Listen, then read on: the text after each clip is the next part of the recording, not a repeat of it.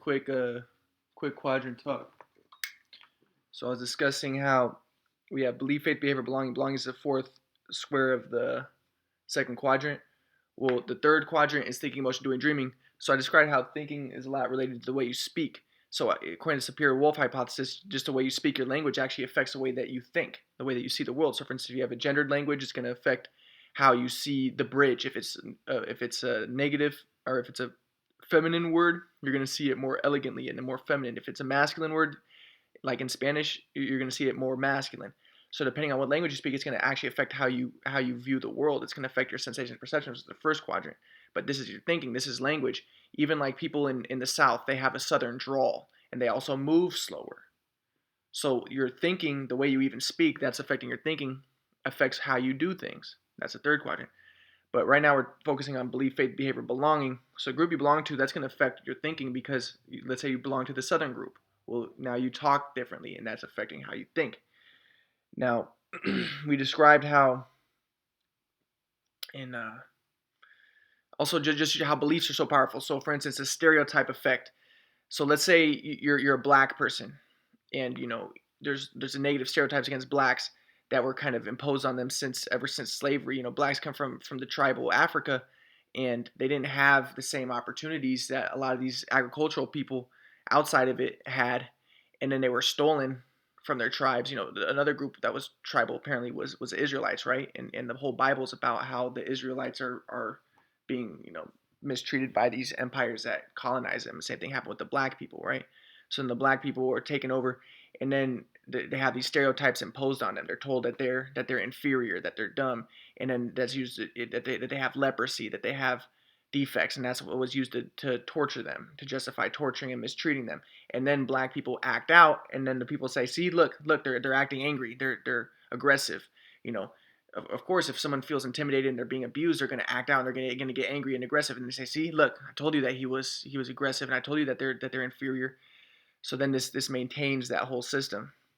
But then the like just imagine being in a chemistry class and you're a black person. Chemistry's super difficult. I remember when I was in chemistry class, I was like, I don't know if I can do this. This is too tough. Well, the professor, you would if you're a black person, you're gonna think, man, I don't know if this is for me. There's no other black people in the chemistry classes and stuff, and this is difficult. Like these other people must be really smart, and there's a stereotype already that black people aren't smart. So you think, oh, I'll just give it up. So just the stereotype is going to affect how much effort you put into it, how much you work put in it. If you want to be good at it, you got to put in a ton of effort. But a white person or an Asian person, they're told, okay, you're smart, you're good. So they're going to put in that extra effort that gives them that extra edge. And that allows them to do it. Whereas the black person is going to be more inclined to give up because he already has a stereotype against him. So I want to describe too so that's how beliefs affect your behaviors. If your beliefs are very powerful, and stereotypes, the beliefs of the culture, those are very powerful, and they really do affect reality a lot. And then let's talk about like um, just basically the group you belong to is going to affect your beliefs. And I'll give an example of that would be like my uncle. My uncle he's very immature, but he tries to be like a hippie, but it's all just to show off how superior he is because he thinks that being a hippie makes you superior. So he tries to look poor because he thinks that the Bible says that the poor are superior, right? So he'll try to look poor. Um, in order to show off. But at the same time, he's a Trump supporter and he's basically racist. So, but he'll talk about how much he loves Alan Watts, because he's just trying to be superior, and he loves Alan Watts because he's a white guy and he's a philosopher. Or he loves Sadhguru. He wants to seem superior, and also Sadhguru is also kind of a nationalist Indian, and Indians are against Arabs, and black people because the nationalist ones, especially the vegetarian ones. Uh, So again, do the Indians adopt that belief in order to be against them to preserve their genes? So again, the group things that people believe in tend to be uh, what they think is advantageous for their group. So I'll give another example of that would be like um, I know this Filipino guy, and the Filipino guy would talk about, oh yeah, I actually have a white grandpa and stuff, but he was like a very conservative Christian in Iglesia Ni Cristo, but he would say like subtle racist things against black people and stuff about them, and but he was also very hyper Christian, hyper religious, And I think a part of the reason why Filipinos are that way is because they're in close to the Middle East, and they adopt that belief system in order to separate from the Arabs and to separate from the other people of color, and to maintain their group. So then they become kind of white supremacists, looking down because they're already colonized, they're already abused, which is kind of ironic.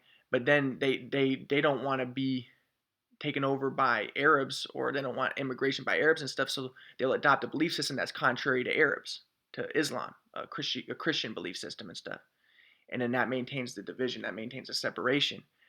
Is the primary motivation genetic Darwinism that creates what beliefs are you going to, like what group you belong to affects your beliefs in order to maintain your group, or we don't know. But that could be, that's one hypothesis, is that people just adopt belief systems that they think are advantageous for the survival and promotion of their group. um, but then the ironic thing with that is, my friend becomes a very conservative religious guy. He's against homosexuals and all that. But then you know those same the same type of conservative attitudes are used against Filipino people, to look down upon Filipino people. um, but again, he says that he's half white. Maybe he wants to be white. But then so an example of that would be, also with like the with like Mizrahi, that really Orthodox Jew that I was talking about. Is kind of like a kind of very conservative. He tries to, what conservatives do is they blame the victim. So he'll really look highly upon the rich, and he'll make statements like, yeah, there's statements in the he cherry picks statements in the from the sages, or from the Torah, like oral Torah. Like it says that if somebody's rich, you should help maintain his wealth, and basically maintain the rich class. Even if they go down, they're not used to it, so you should try to maintain their wealth and stuff. And in order to maintain the stratification, he's very into, like, capital punishment. And he says the Torah is about that, but really the Torah is not really about that, according to liberals. But he's kind of a white supremacist, and he looks down upon Arabs, and he talks about Arabs, and he talks bad about the '60s when people would mix. But he looks really highly upon white people. And I remember one time a kid in the class asked Mizrahi on a video I was listening to, like, well, what about the white people? What about the white women? They don't dress really modestly, because Mizrahi looks really, really highly upon modest dressing. And you'll see a lot of white supremacists will be like that. They want their women to dress modest so they can have more babies, right? It's a genetic Darwinian motivation. Like I remember there was this Orthodox, or this Messianic Christian guy, and he's talking about, like, oh yeah, Jesus wanted to stone the adulterous woman, but he just needed the Sanhedrin to be around. And the guy's a white supremacist. He's a white guy, and and he wants, maybe he's deciding he wants these like really rigid belief systems because he thinks that'll help preserve and promote the white race to have a lot of babies, and so therefore we should stone adulterers, and stone women who are sluts, right? And then but the ultra orthodox Jews, they end up being conservative like that, and a lot of them, they're white supremacists, and they basically believe the same stuff as the Nazis, and they do that on purpose. A lot of them are white people, and they'll and basically what they're trying to do is they're trying to tell the white people, look, we Jews do that. We're kind of like very nationalistic, and we want our women to be, dressed very modestly, and all that stuff. So you guys can do that too. You guys don't have to feel bad about it. We're actually the Nazis. So Mizrahi, we're the nationalists. So the Mizrahi's like, yeah, we should uh,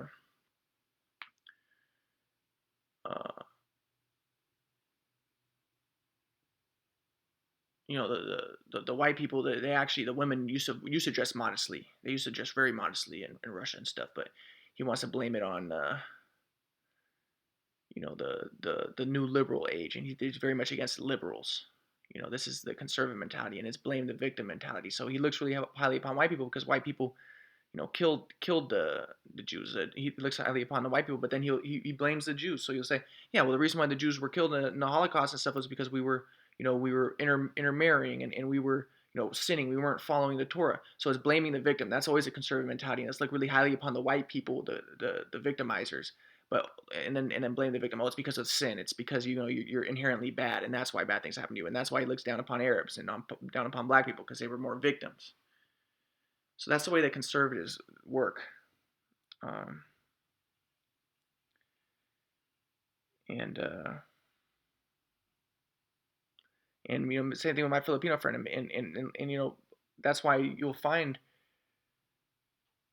rich like people of color like Kanye West becoming conservative because they want to say, oh yeah, we're superior. Or like some rich Filipinos will be like very conservative Christians. It's like, oh yeah, we're superior. It's because we work hard, we're smart.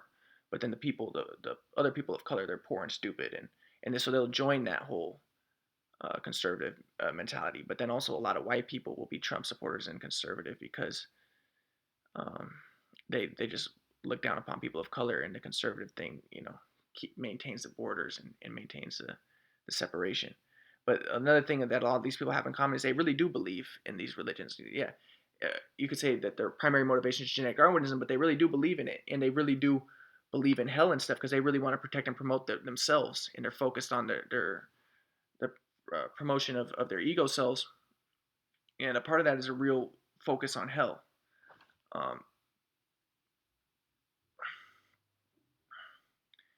And I remember there's this. I was looking online. There's this Orthodox Jewish guy, and very conservative, and again, there's like 2% of Jews, but these are the conservative, like Trump supporter, white supremacists, and he's like, yeah, don't feel bad about people who are successful in this world, but are sinful. Like they're gonna go to hell in the afterlife.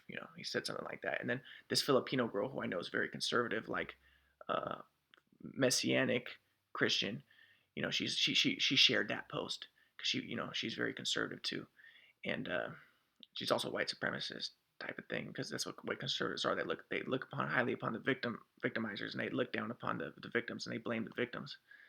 So this is what this Orthodox guy, he's a white guy, and he's like, yeah. So it's very focused on like, oh yeah, we have to scare people about hell, and that's the way that Mizrahi is too. Mizrahi's like, he tells stories about. I remember he told a story about this one guy this Jewish guy who stole a car, and then when he was driving, there was a cassette tape, and the cassette tape was on Jewish stuff, and the cassette tape was about how you shouldn't steal, and then he brought the car back, and that's the way that the conservatives are really focused on, like, yeah, don't steal, don't have sex, don't do anything that's like sinful, but really that stuff don't basically like just do things that are good that maintain the social order, but they don't care at all about helping the poor and stuff because they way conservatives are like, oh yeah, the poor they're stupid. Like don't give any welfare to them. They don't deserve it. They're just gonna waste it on beer or on drugs and stuff, and it's not gonna help them. Like Mizrahi says, like the rich should stay rich because that's what the Torah says, which isn't what the Torah says. But they interpret it that way because they're very conservative. He's kind of a white supremacist. He is, and then he talks about it like that. Um, and they're big Trump supporters, right?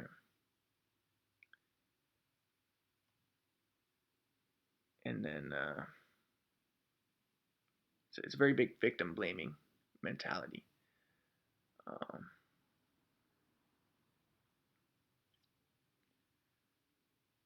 and it really pick on the alienated and the marginalized. But then if a liberal is going to look at the Bible and he's going to look at it completely the opposite, they're going to say, hey, look, the whole Bible is all about the poor being the best. Like it's the poor people who survive. Uh, this stuff, and when Israel was destroyed, it describes that the poor people were not destroyed when Jeremiah was around and stuff. And so they're going to take them on that perspective, and they're going to say, yeah, welfare stuff, all that stuff is good. But then the conservatives are going to say, no, it's not. Those people are sinful. They don't deserve it. They deserve it. They're drug addicts. They're sinners. You know, um, they're pagans.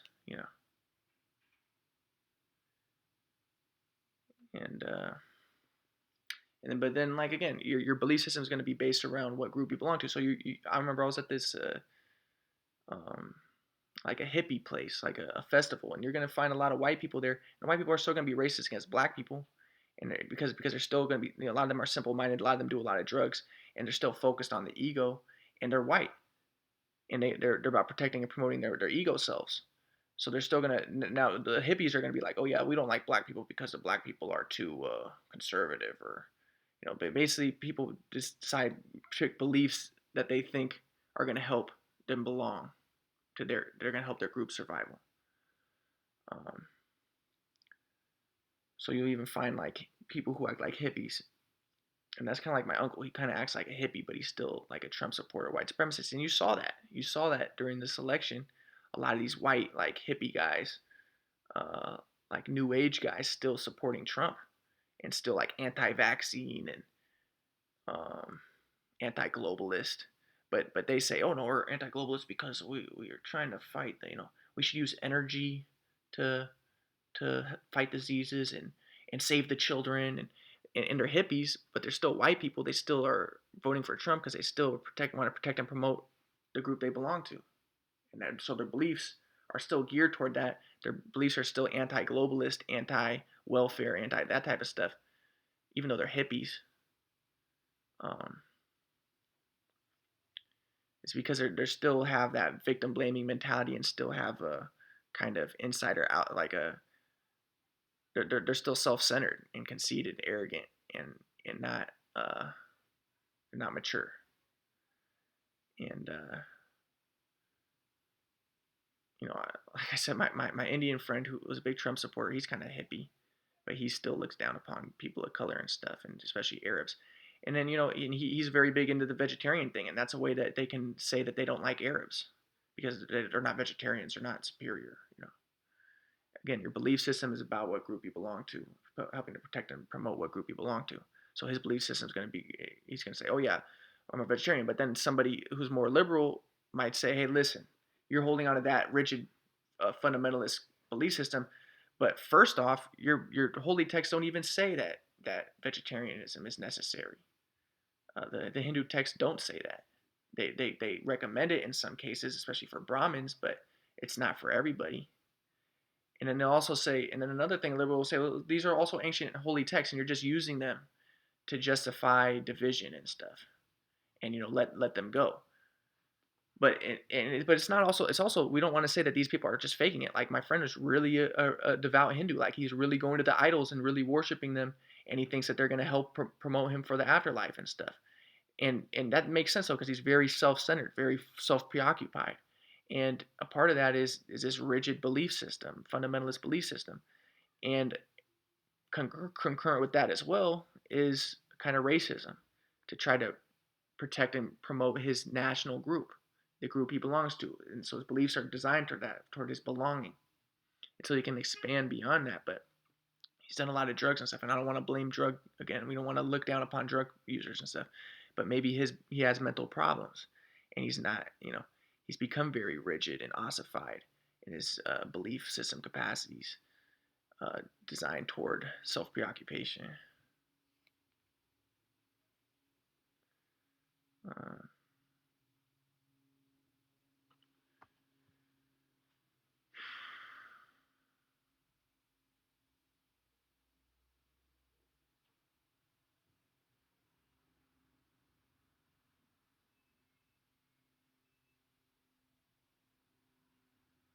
that's fine. Oh yeah, but like I said too, even like when I met these black when I would go to these black girls who were like devout Christians, they're also victim blamers. They'd be like, I asked them why would they be Christians if the Christians enslaved them and stuff. And they said, well, because we follow. Well, I mean, the reason why they enslaved us and stuff is because we were idol worshippers, and that's why they did the evil things to us. That's why they killed us and stuff. Well, because it was punishment for idol worship. Again, it's victim blaming mentality. That's the way the conservatives are. So it's like they're almost like white supremacists, but they're black. And they're like, oh yeah, it's because we were idol worshippers and we were sinning and all that. And then I talk to them and it's like they love white people. And they're like, oh yeah, no, they talk like the white people do. Like, no, not all white people are the same. There's Irish and there's Germans and there's different types of white people, and no, that actually helped us, giving us Christianity. Now we're saved and stuff. And it's like, so it's a victim blaming mentality, and that's the conservative mentality, and the victimizers were the good guys. But then you'll find most black people are not like that. Most black people are liberals, and they'll be more inclined to say no. The white people were just either number one, they're devils. Number two, they were just genetic Darwinism or selfish. Those are ancient times. People were primitive back then, and there's a lot of different explanations. But they were trying to just exploit people for labor, for money, riches, so that they, genetic Darwinian motivation, so that they can have more money, so they can themselves have more mates and stuff, and promote their genes more. And there's a lot of explanations. But my point is, your belief system is very much affected by the group you belong to. Um, but within each group, you're going to find anomalies like, Mizrahi was a white supremacist, orthodox, conservative. It's rare, but you find it. And then you'll find it like in Filipinos, some, maybe not as many, but you'll find some conservative white supremacists among Indians, and they'll all be Trump supporters. They were all Trump supporters. So you saw that, what happened. That's about it.